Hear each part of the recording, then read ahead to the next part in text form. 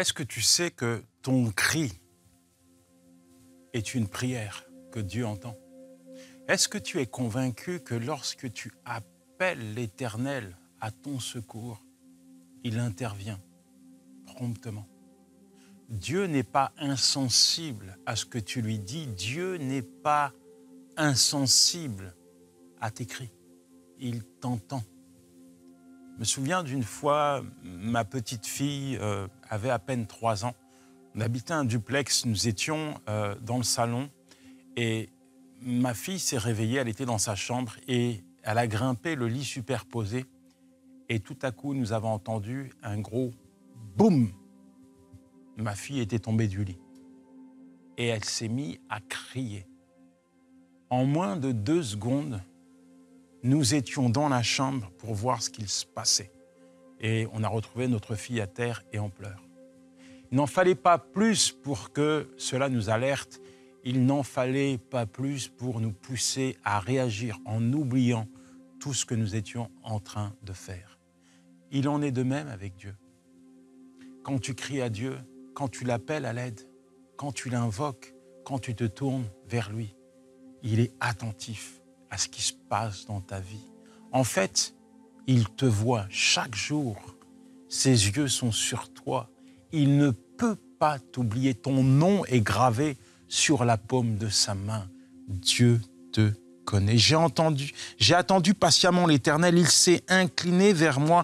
Il a entendu mon cri. Psaume 40, verset 1. Dieu entend tes cris, même dans la solitude. Même quand tu es seul et que tu fais, sans jeu de mots, un face-à-face avec Dieu, il entend tes cris. Ce n'est pas parce que les autres ne t'entendent pas que lui ne t'entend pas. Bien au contraire. L'Éternel écoute les pauvres, il ne méprise point les captifs. Je dis souvent à ces personnes que je rencontre dans les prisons que l'une des premières prières que j'ai adressées à Dieu, c'était dans ma cellule. Alors que personne ne me voyait, que tout le monde m'ignorait, sur mon matelas crasseux, au milieu des rats et des cafards dans cette cellule insalubre, dans mon cœur, je criais à Dieu. Je ne pouvais pas me faire entendre audiblement au risque d'être méprisé par mes co-détenus. Alors, dans mon cœur, je criais à Dieu, « Seigneur, aide-moi. Seigneur, viens à mon secours. Seigneur éternel, sors-moi de cette prison. Sors-moi de cet endroit. Seigneur, j'ai tellement besoin de toi. » Je ne pouvais pas pleurer devant mes co-détenus parce que les larmes étaient synonymes de faiblesse. Je ne pouvais pas prier devant mes co-détenus parce qu'ils se seraient moqués de moi. Alors j'étais seul sur mon matelas et dans mon cœur, une prière s'est levée devant Dieu. Dans mon cœur, un cri résonnait dans le cœur de Dieu. Seigneur, j'ai besoin de toi. Je ne connais pas ta vie, je ne connais pas ton état, mais je sais que l'Éternel, ton Dieu, entend tes cris. Et je veux prier que, à travers de cette émission, tu puisses réaliser que ton cri est une prière. Seigneur, merci pour ton enfant. Merci parce que tu es là, présent. En ces instants, en ces moments, tu vas, Seigneur, parler. En ces moments, tu vas convaincre. Tu vas amener ton enfant à réaliser l'impact, le poids, la puissance de chaque mot, chaque cri qu'il fait monter vers toi. Seigneur, je sais, Seigneur, que tu connais parfaitement la vie de ton enfant. Tu n'es pas insensible à sa vie, à ses besoins, à ses attentes, à ce qu'il traverse. Seigneur, je prie pour celui, Seigneur, qui est en train d'entendre ce message et qui a allongé, Seigneur, sur un lit d'hôpital. Je prie pour que, Seigneur, celui qui est seul, isolé, dans la solitude dans sa maison, puisse comprendre, Seigneur, la portée, l'impact, le poids de chaque cri, Seigneur, qu'il fait monter vers toi.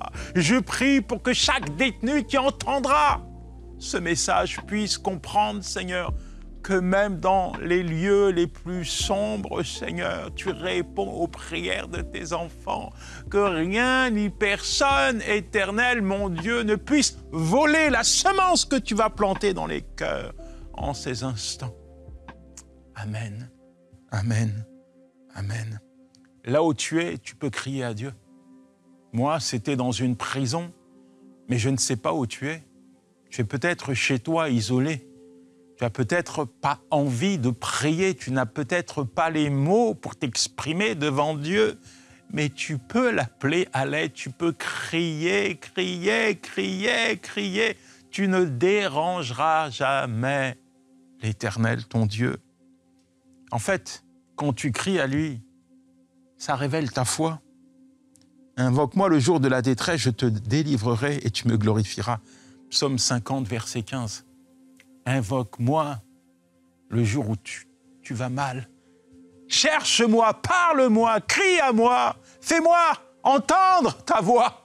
Le jour où tout va mal, le jour de la détresse, le jour où tout est sombre, le jour où tu es abattu, le jour où tu es à terre, le jour où tu n'en peux plus. Invoque-moi le jour où tu n'as plus la force. Priez, invoque-moi, crie à moi. J'interviendrai, je te délivrerai et tu me glorifieras. J'aime tellement ce texte, j'aime tellement ce texte, j'aime tellement ce texte. J'aime tellement ce texte. Bien d'une fois, j'étais dans une situation pas possible parce que je venais de perdre quelqu'un qui m'était cher. Il était mort, il s'était fait assassiner brutalement. Et j'étais au bord du précipice, au bord de la dépression. En fait, j'arrivais plus à dormir. C'est comme tout est sombre là dans tes pensées. Tu te lèves le matin, t'as le goût pour rien, t'as pas le goût de parler, t'as pas le goût de manger, t'as pas le goût de boire un verre d'eau, t'as le goût à rien. C'est comme si t'es sec, sec, sec, sec. T'es vidé intérieurement. Et tu vois, il y a ce psaume-là qui résonne. Invoque-moi au jour de la détresse. Mais je suis dans ce jour-là. Je suis en train de vaciller, de sombrer, là. Dans la dépression, je suis dans la détresse, là. La détresse. Et Dieu me dit, je te délivrerai et tu me glorifieras. Alors, tu sais ce que j'ai fait? J'ai invoqué Dieu. Et quand je te dis j'ai invoqué Dieu, c'est pas je me suis mis en jeûne pendant 40 jours, là. Hein? C'est pas j'ai commencé à prendre la parole de Dieu et je proclame et je proclame et je proclame. Non, non, non. Je suis dans la détresse, là. C'est-à-dire que je suis à terre en train de pleurer. Je n'ai pas la force de prier, je n'ai pas la force de faire des phrases. J'ai juste la force de crier à Dieu. Seigneur, aide-moi. Tu vois, j'ai même pas la force de prier. J'ai juste la force d'ouvrir la bouche. Seigneur, aide-moi, je t'en supplie. Et en fait, quand j'ai fait ça, j'ai vécu ce texte. Au plus bas, j'ai vu la main de Dieu se poser sur moi. Au plus bas, j'ai vu la main de Dieu m'arracher de la dépression, me remettre debout. Au plus bas, j'ai vu la main de Dieu m'arracher de cette vallée où j'étais en train de sombrer, me remettre sur les sommets. Et aujourd'hui, alors que je te partage ce qu'il a fait dans ma vie, eh bien, je vis ce texte puisque je suis en train de glorifier Dieu. Cette parole s'est accomplie hier dans ma vie et elle peut s'accomplir encore dans ma vie et dans ta vie aujourd'hui. Quel que soit ton état, ta situation, même si tu n'as plus la force de prier, invoque Dieu, parle-lui. Même si c'est à demi-mot, crie à lui. Fais-toi entendre. Ton cri est une prière. Tes larmes sont des prières. Dieu connaît même le battement de ton cœur. Quand ton cœur parle à Dieu, Dieu entend. Quand tes larmes coulent devant Dieu, tes larmes expriment le désir, le souhait, la tristesse qui s'est installée dans ton cœur. Parle-lui. Il interviendra. Il te sortira de la détresse et tu le glorifieras. Tu le glorifieras. Parce que tu reconnaîtras qu'il est intervenu. Tu vas reconnaître, tu vas voir son intervention dans ta vie. Seigneur, merci. Merci parce que en ce jour, comme je l'ai dit, Seigneur, ton enfant t'invoque. En ce jour, tu interviens, Seigneur, en sa faveur et tu lui montres, Seigneur. Tu lui confirmes, Seigneur, la véracité de cette promesse, Seigneur. Parce qu'il se tourne vers toi, parce qu'il se confie en toi, Seigneur. Tu agis dans sa vie afin, dans le but qu'il puisse élever ton nom, magnifier ton nom, glorifier ton nom, Père, dans le nom de Jésus. Je t'ai prié. Ton cri est une prière silencieuse. Avant qu'il m'invoque, je répondrai. Avant qu'il n'ait cessé de parler, j'exaucerai. Ésaïe 65, verset 24. L'Éternel est près de tous ceux qui l'invoquent, de tous ceux qui l'invoquent avec sincérité. Psaume 145, verset 18. Dans 1 Samuel 1, verset 12 à 20, tu connais l'histoire d'Anne. Chaque année, elle va pleurer devant Dieu. Chaque année,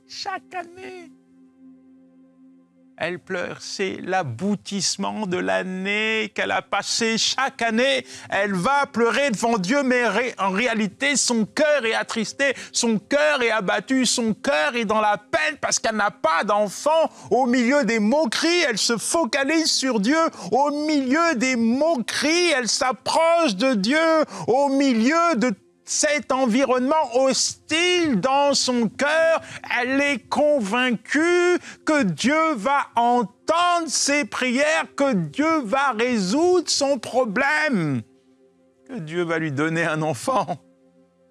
Alors elle pleure devant Dieu, elle pleure devant lui et Dieu va agir.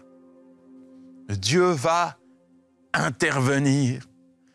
Aujourd'hui, tu pleures peut-être devant le Seigneur.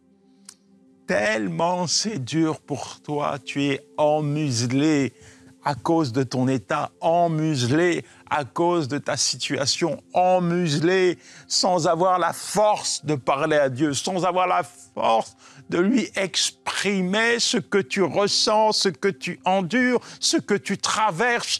Tu n'en peux plus. Et tu veux mettre fin à cette situation, tu ne sais pas comment, mais tu es là et tu te dis, mais quel est le jour où mon chagrin va être ôté de mon cœur? Quel est le jour où je vais renouer avec la joie, avec la paix, avec le bonheur? Quel est le jour où l'Éternel va relever ma tête? Ton jour est arrivé, mon ami. Je dis que ton jour est arrivé. Dieu te dit qu'il est près de toi. Dieu est près de tous ceux qui l'invoquent. C'est pas moi qui le dis, c'est Dieu qui le promet. Dieu est près de tous ceux qui l'invoquent avec sincérité. Comme Anne, alors que tu parles à Dieu dans le silence de ton cœur, avec sincérité, tu as la garantie de cette parole. Avant que tu m'invoques, je te répondrai. Avant que tu n'aies cessé de prier, je t'exaucerai. Seigneur, mon Dieu, mon roi, tu connais ton enfant et je sais que tu l'as déjà exaucé. Je sais déjà que tu as préparé une réponse, une solution à son problème. Je sais que tu as déjà réservé une bénédiction spéciale pour lui. Merci Seigneur, merci mon roi, parce que ces prières ne sont pas vaines. Cette situation qu'il a traversée, tu la connais et tu interviens maintenant. Que ta promesse soit une garantie sûre pour lui, qu'il puisse s'appuyer, Seigneur, sur ta parole et vivre ta provision, Seigneur, qu'il puisse s'appuyer sur ta parole et expérimenter le fruit de ta promesse dans sa vie. Amen. Amen.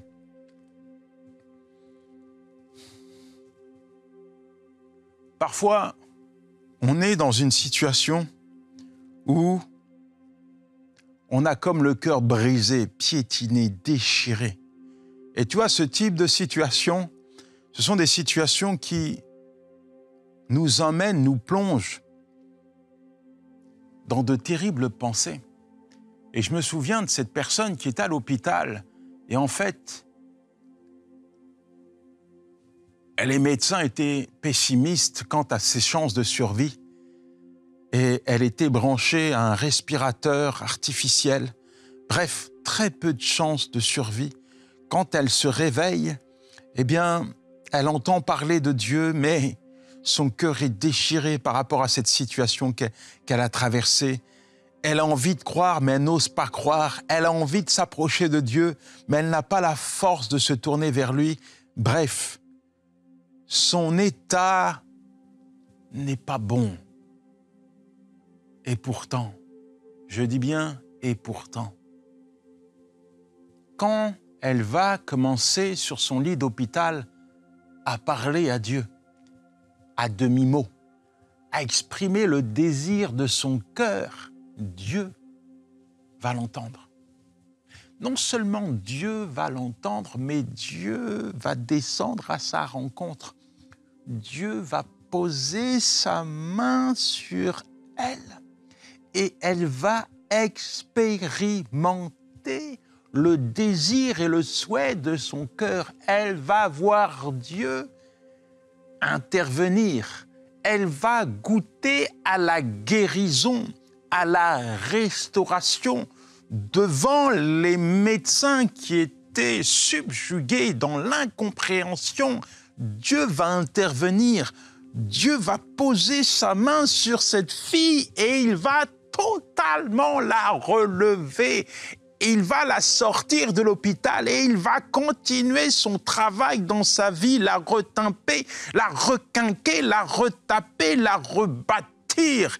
Et aujourd'hui, celle qui au préalable était hésitante, celle qui au préalable s'engageait sans s'engager dans la voie de l'Éternel, aujourd'hui, elle est pleinement engagée dans le ministère avec son mari qui est pasteur. Dieu a inversé les choses parce que sur son lit d'hôpital, elle a invoqué Dieu. Ce que je suis en train de te dire, c'est que, en fait, il n'y a rien, tu m'entends? Il n'y a rien qui doit t'empêcher de parler à Dieu. Il n'y a rien qui doit t'empêcher de crier à Dieu. En fait, ta prière devrait être ton premier réflexe. Quand tout va bien, c'est bien de prier, mais quand tout va mal, c'est encore mieux d'invoquer, de crier à l'Éternel. Ta prière devrait être un réflexe. Te tourner vers Dieu devrait être un réflexe. La prière devrait faire partie de ton ADN spirituel. La prière, c'est l'oxygène de ta vie spirituelle. C'est le poumon qui doit t'animer. C'est le poumon qui te donne une relation pleine, permanente avec l'Éternel, ton Dieu. Paul et Silas sont en prison et ils ont été frappés, ils sont attachés à des socles, ils sont en sang, ils crient, ils crient, ils crient, ils chantent des louanges à l'Éternel. Tout le monde les entend, tout le monde entend ces deux hommes qu'on considère comme des brigands. Crier, louer, célébrer Dieu, les bras attachés, le dos ensanglanté, ils crient à l'Éternel et le ciel s'ouvre sur leur vie. Le miracle se produit, les chaînes tombent et le geôlier et sa famille se tournent vers le Seigneur. Ta prière peut être le détonateur du miraculeux de Dieu. Je dis que ta prière peut être le détonateur du miraculeux de Dieu dans ta vie. Oh Seigneur, merci. Merci Éternel parce que tu es un Dieu de révélation. Je sais que tu parles à celui qui a besoin d'expérimenter quelque chose de spécial dans sa vie. Fais-lui comprendre, Seigneur, combien, Seigneur, tu es grand. Combien tu es magnifique, combien tu es glorieux, que ta gloire éclate dans sa vie comme elle a éclaté dans la vie de Paul et Silas. Qu'ils puissent, Seigneur, goûter à tes hauts faits. Goûter, Seigneur, à tes bienfaits. J'ai cherché l'Éternel, il m'a répondu, il m'a délivré de toutes mes frayeurs. Psaume 34, verset 4. Tu ne dois jamais avoir peur de prier. Je dis, tu ne dois jamais être effrayé quand tu viens dans la présence de Dieu. Même si tu es effrayé par ce que tu traverses, n'aie pas peur de t'approcher de Dieu. N'aie pas peur de demander à Dieu. Il est là disposé à te bénir. Il est là disposé à te répondre. Il est là disposé à intervenir maintenant dans ta vie. Il l'a fait pour tant d'autres. Il l'a fait pour tant d'autres. Seigneur, je sais que tu as une parole spécifique pour ton enfant. Alors qu'il est en train d'entendre le message que tu partages, je sais que tu parles à quelqu'un. Tu as été effrayé par un rapport médical. Ça t'a fait peur. Ça t'a plongé dans l'effroi. L'Éternel te dit, approche-toi de moi. N'aie pas peur de me demander. N'aie pas peur. N'aie pas peur. Je suis avec toi. N'aie pas peur de ce rapport. Je suis celui qui te guérit. N'aie pas peur de ce qu'on t'a dit. Je suis celui qui te guérit. Et quelle que soit ta maladie, au nom de Jésus, sois guéri. Quelle que soit la maladie qui s'attache à toi, au nom de Jésus, je proclame ta guérison maintenant. J'arrache, j'extirpe dans le puissant nom de Jésus toute forme de maladie dans ton corps. Amen. Amen.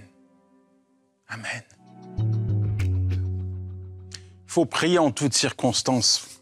Peu importe ce que tu vis, ce que tu traverses, peu importe même ton état, parfois on est responsable de ce qui nous arrive, comme Jonas, qui a désobéi à Dieu, qui se retrouve dans le ventre d'un poisson. Mais là, au plus bas, dans les abîmes de la mer, il invoque Dieu et Dieu intervient. Alors peut-être qu'aujourd'hui, tu sais, tu es en train de réfléchir et puis tu te dis, je mérite ce que je suis en train de vivre. Je mérite ma situation, je mérite de me retrouver dans cet état. Ça, c'est juste ta déduction. Mais la vérité, c'est que même dans ton état, tu peux invoquer Dieu. Pourquoi? Parce que le plan de Dieu pour ta vie, ce n'est pas que tu sombres. Le plan de Dieu pour ta vie, ce n'est pas que tu restes à terre, ce n'est pas que tu mordes la poussière au quotidien, ce n'est pas que tu sois triste, abattu chaque jour de ta vie. C'est pas ça le plan de Dieu pour toi.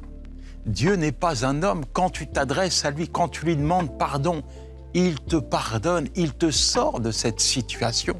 Tu m'entends? Il y a peut-être des choses que tu as fait dans ta vie, tu n'es pas fier de ça. Tu les as fait et maintenant, qu'est-ce que tu vas faire avec ça? Est-ce que tu vas rester prisonnier de tes erreurs, de tes fautes, de ta désobéissance? Non. c'est pas la volonté de Dieu pour toi. Alors, dans cet état, dans cette situation, il y a une chose que tu dois faire. C'est parler à Dieu. C'est crier à Dieu. Parce qu'il est ton papa céleste. Jamais un père digne de ce nom, laissera son fils à terre. Jamais un père tournera le dos à son enfant qui est dans un trou et qui crie à lui. Alors, joins-toi avec moi et nous allons prier. Seigneur, merci, parce que tu connais la vie de ton enfant, tu connais, Seigneur, chaque chose, Seigneur, de sa personne. Comme je l'ai dit, Seigneur, comme tu l'as fait pour d'autres, je sais que tu peux le faire pour lui. Le sortir, Seigneur, de sa détresse. Le sortir, Seigneur, de cette situation.